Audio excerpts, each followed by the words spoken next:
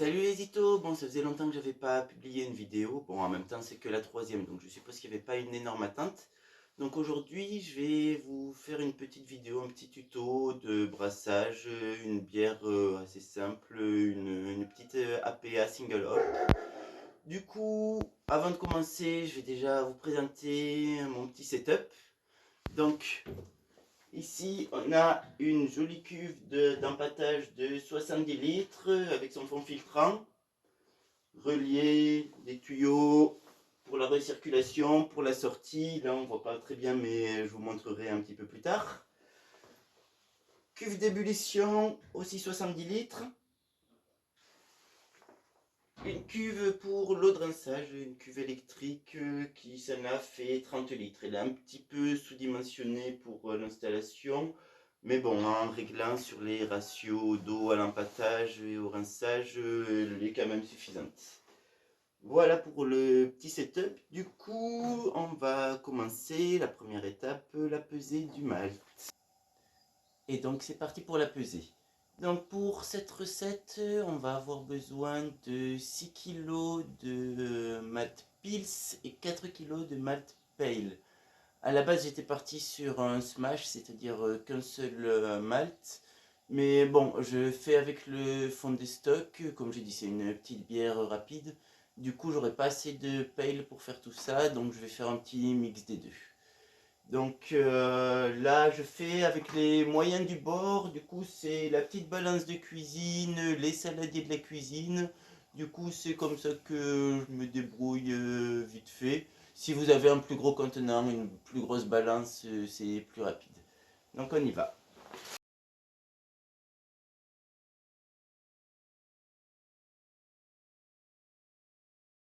Donc voilà, le malt est pesé. Donc maintenant, on va passer sur l'étape concassage. Donc le but, c'est de casser le grain sans en faire de la farine. Donc il faut régler un petit peu l'écartement. Moi j'ai un moulin à rouleau, donc il faut régler l'écartement des rouleaux pour que ça écrase, ça casse l'enveloppe du grain, mais sans non plus le broyer.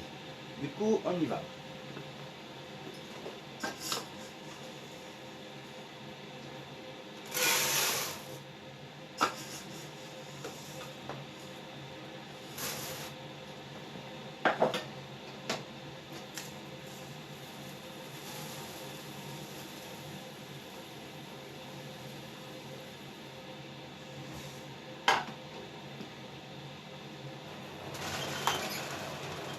Alors l'idéal est bien sûr de motoriser le machin, mais bon, sinon, si on n'a pas de moteur, on y va à l'huile de coude.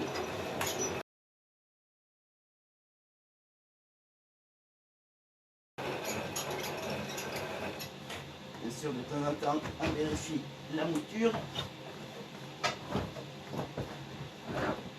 Tout. Alors, regardez, je vous montre. Là, on voit que c'est un petit peu trop fin. Oh, j'arrive pas à vous montrer. Voilà, on voit que c'est un petit peu trop fin. Ça casse un petit peu trop, donc je vais régler, écarter un petit peu les rouleaux.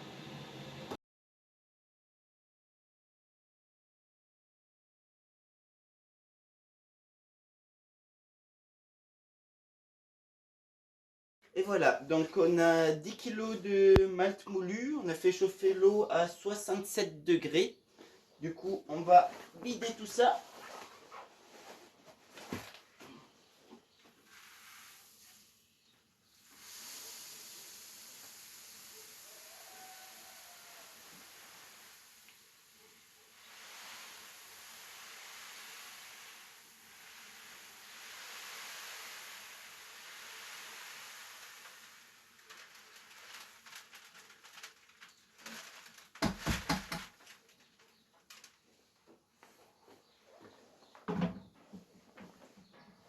Et on commence à brasser.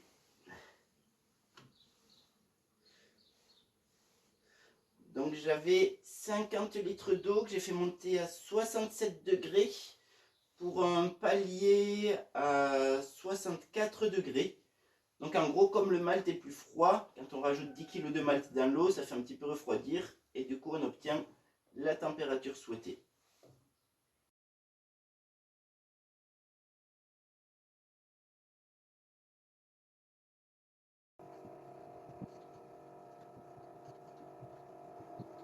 Alors voilà, ça fait 1 heure que ça empâte là à 64 degrés. On va passer à l'étape du mash out. Donc on va monter la température aux alentours de 75 degrés, entre 75 et 80, mais surtout faut pas dépasser les 80 degrés parce que sinon on extrait les tanins du grain et c'est pas bon. Du coup voilà, on va remettre un petit peu la chauffe.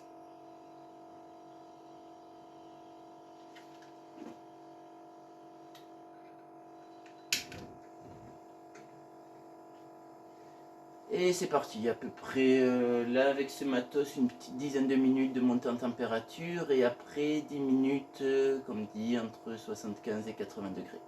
Allez, à toutes. Alors ça y est, nos 10 minutes de mash out sont terminées. Du coup, j'ai pas précisé tout à l'heure à quoi sert le mash out. Donc le mash out, on monte la température au-dessus de 75 degrés. Ça permet de désactiver les enzymes. Donc les enzymes, c'est les petites bébêtes qui transforment l'amidon en sucre. Du coup, c'est une étape facultative parce que de toute façon, dans la cuve d'ébullition, ben, ça va monter au-delà des 75 degrés. Mais ça permet d'avoir une bière plus stable. Il ne va rien se passer pendant la chauffe une fois que le mou, enfin là pour l'instant c'est encore la mèche parce qu'il y a encore le grain dedans. Mais une fois qu'on a fait ce mash out, ça ne bouge plus, il ne se passe plus rien dedans, il n'y a plus de conversion des sucres. Du coup, qu'est-ce qu'on fait après ce mash out? Donc on fait une étape de recirculation. On prend le mou qui est tout au fond, on le renvoie sur le dessus, ça permet de filtrer, d'enlever toutes les farines qu'il y aurait au fond. Moi là, avec ce setup, je fais une recirculation en continu. Je recircule pendant que ça chauffe, pendant tout le temps de l'empâtage. Donc j'ai pas vraiment besoin de faire ça, ben, il reste plus qu'à transférer en cuve d'ébullition. Donc on va ouvrir les vannes qu'il faut. On ouvre celle-là. On ouvre doucement celle-ci. Donc comme la pompe est encore en continu, on ouvre. J'ouvre pas très fort parce que comme ça, au moins, ça aspire pas trop vite et ça risque pas de boucher avec le filtre. Et je ferme la recirculation. Et on laisse le temps de transférer. Alors c'est bon, le transfert est fini, donc on va passer au rinçage. Donc j'ai 27 litres d'eau à 75 degrés et qu'on va mettre sur le gâteau de drèche. Donc le principe c'est de laisser filtrer doucement. Donc il n'y a pas vraiment, c'est pas le fond filtrant qui filtre, lui il empêche juste les drèches de partir dans la pompe, dans les tuyaux. Ce qui va filtrer c'est les drèches justement, le gâteau. Donc le principe c'est d'y aller très doucement. Certains font ça avec ce qu'on appelle un fly spadge. C'est une plaque percée pour que ça fasse comme une petite douchette. Moi j'ai pas ça, je fais ça avec les moyens du bord. Du coup j'ai la casserole à tout faire. Et on y va, on récupère l'eau. Et on y va doucement. On verse tranquillement.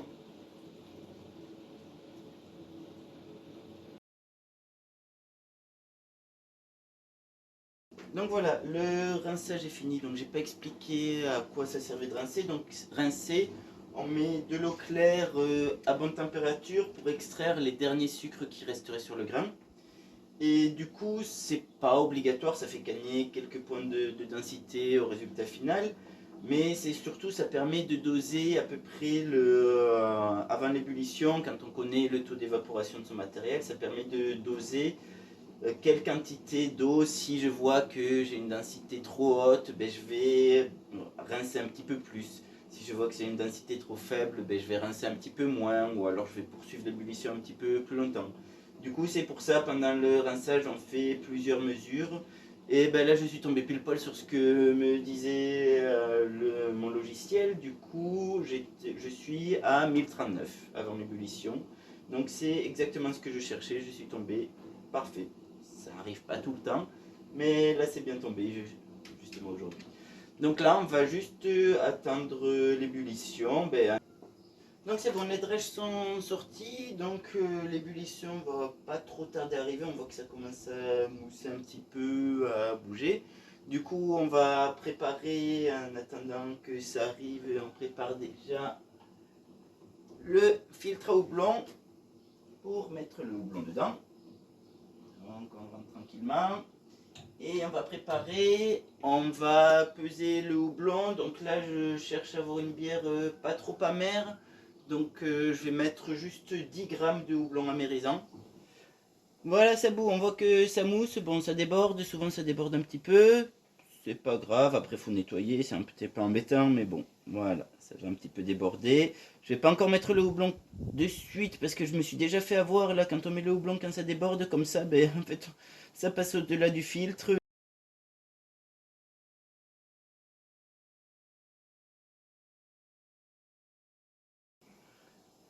Voilà, ça m'a l'air pas mal là.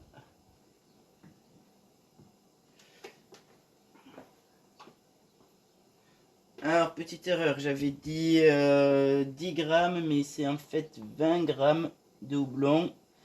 Ce houblon, c'est du Columbus qui est de mémoire à 12% d'acide alpha.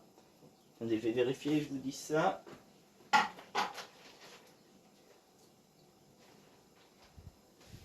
Non, 11%. Donc je suis parti sur 20 grammes à 11%. Ouh, ça déborde encore.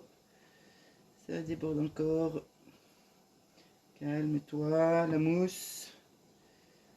En tout cas, c'est ce qu'on appelle une ébullition franche.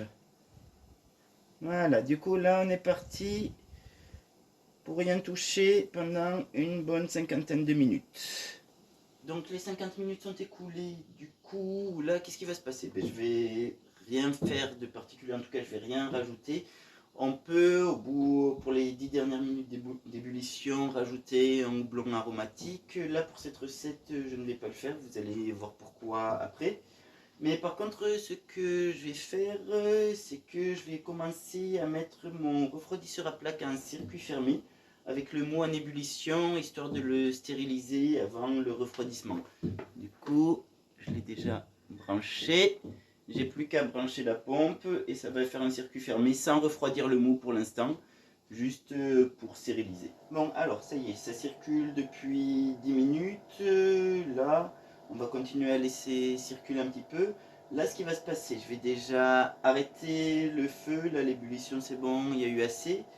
Et je vais faire ce qu'on appelle un upstand. Donc, je vais rajouter un petit peu l'eau dans l'eau froide dans le refroidisseur à plaque. Le temps de descendre la température à peu près à 80 degrés. Et je vais rajouter mon houblon aromatique à 80 degrés que je vais laisser pendant une vingtaine de minutes comme ça. Et après, on passera à l'étape du whirlpool. C'est bon, on est parti pour le stand. Je ne sais pas si vous voyez de là, mais on voit que ça a quand même pas mal diminué la hauteur. On a perdu quelques bons litres, ce qui fait monter la densité. Du coup, on devrait être assez proche de la densité finale. On fera une mesure avant d'aller en fermenteur. Donc là, je vais rajouter le houblon pour l'obstand. Donc là, c'est Eldorado. Du coup, Eldorado, des arômes qui tirent sur le fruit exotique mangue ananas, avec un petit côté résineux. Du coup, on envoie là, pas besoin de s'embêter à peser, un paquet de 100 grammes. J'ai prévu 100 grammes dans la recette. Donc voilà, on vide tout. Voilà, et c'est parti pour une vingtaine de minutes. Alors, on est parti pour le whirlpool. Bon, c'est pas trop ma spécialité. Du coup, déjà, on va pas mettre le fourquet en bois dedans parce que c'est un nid à bactéries. Là, à partir de ce moment-là, ça peut être craignos pour les infections. Du coup, le mieux, c'est d'avoir un fourquet inox. Bon, moi, j'ai pas de fourquet inox, je fais ça avec la spatule de la cuisine. Et du coup, bien désinfecté. Et c'est pas trop ma spécialité, mais je vais essayer de faire au mieux. On commence à tourner tranquillement, en essayant que ça fasse pas de splat. Voilà, vous voyez tout le truc qui remonte. On tourne, on tourne, on tourne. L'idée, c'est de faire un joli tourbillon pour que toutes ces saloperies qu'on voit, elles aillent au fond.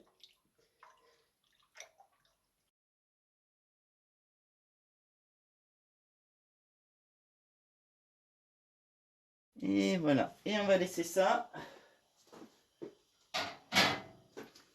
On attend que ça bouge plus. Après, on laisse décanter pendant une vingtaine de minutes. Et après, ça sera prêt à mettre en fermenteur. Donc voilà, là, ça a bien décanté. Tous les protéines, le tube est au fond. Donc là, je vais transvaser dans le fermenteur. Donc j'ai déjà installé le tuyau et tout est prêt. J'ai plus qu'à brancher le refroidisseur à plaque. Enfin, il est déjà branché, j'ai juste à mettre l'eau. Et je vais envoyer pas trop fort, histoire de pas aspirer justement tout le truc qu'il y a au fond. Je vous montrerai après ce que ça donne. Donc là, je vais lancer le transfert en fermenteur.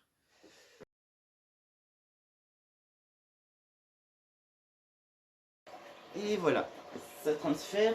Donc je fais couler d'assez haut, comme ça oxygène la bière, on va faire des petits splashs, ça oxygène. Là, c'est froid, donc il n'y a pas de risque d'oxydation, ou très peu en tout cas.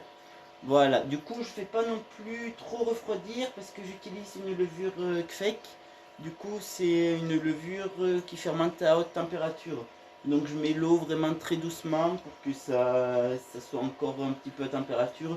De toute façon, après, je réglerai la température de la chambre de fermentation. Voilà.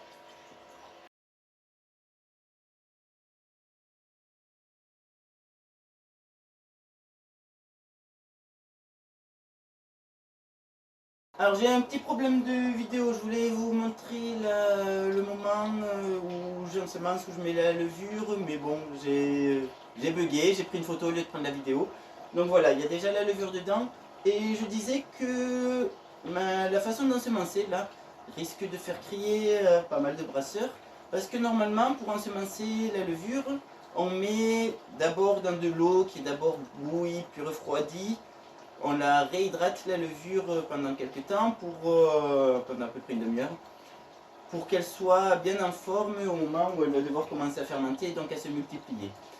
Là, moi, par expérience, j'ai vu très peu de différence entre le fait de réhydrater ou le fait d'ensemencer direct.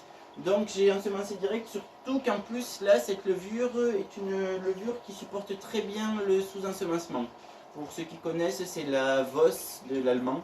Donc voilà, du coup, je vais partir comme ça sur une ensemencé direct. Je ne sais pas si vous voyez d'ici, je vous montrerai de plus près. J'ai mis la levure directement du sachet dans le mou.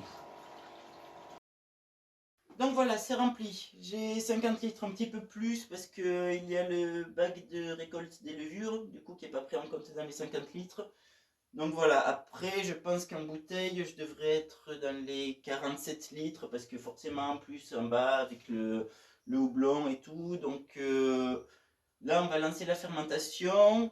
Je ne vais pas vous montrer, mais dans une semaine à peu près, parce que comme dit, c'est une levure rapide, je lancerai le dry hop. Donc je remettrai encore 100 grammes de houblon, le même Eldorado, dans le fermenteur à froid. Et du coup, ensuite, c'est un fermenteur sous pression. Donc selon les bières et tout, des fois, je mets sous pression directement. Là, je vais y aller après fermentation. Comme ça, je vais garder tous les esters, tous les arômes de la levure. Donc voilà, du coup, on va prendre le petit kit de désinfectant.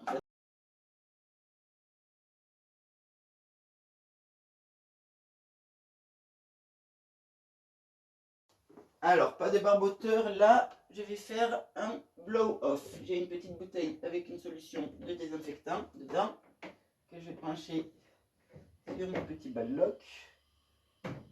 Voilà, ça trempe bien dedans. Voilà. J'ai la sonde température que je glisse dans le doigt de gant. Voilà, la bière est en fermenteur, tout est fini. Pendant le remplissage, je ne vous ai pas montré, mais j'ai rempli une petite éprouvette pour prendre la densité initiale. Donc la densité initiale, là, le mou est encore un petit peu chaud, du coup il faudra corriger. Je suis là à 1042. Et donc, oui, j'ai déjà fait le calcul avant. Je suis à 37 degrés, donc ça fait une densité de 1047. Pour la recette qui me prévoyait 1048, donc j'ai un petit... voilà, j'ai un petit point de densité d'écart. C'est rien, c'est pas grand-chose. Du coup, voilà, la bière est finie. Donc, si vous voulez la recette, je mettrai un lien dans les commentaires sous la vidéo pour que vous puissiez reproduire cette recette chez vous si vous le voulez, sachant que bien sûr, il faudra adapter à votre matériel. Et donc voilà, j'espère que cette vidéo vous a plu, que vous l'avez trouvée instructive. Donc n'hésitez pas à liker, à partager, à commenter, à poser vos questions, à donner vos critiques. J'accepte toutes les critiques constructives. Donc voilà, je vous dis à une prochaine. On se retrouve pour l'embouteillage.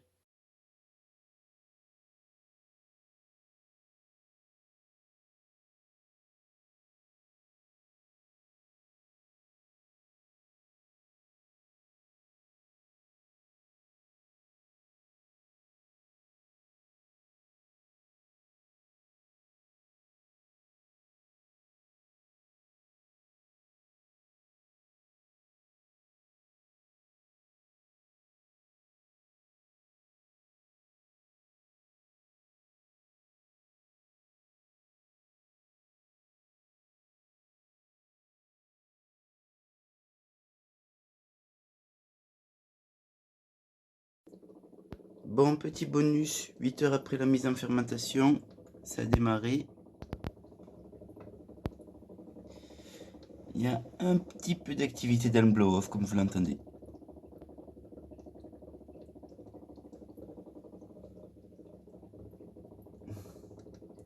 On verra ce que ça donne tout ça demain.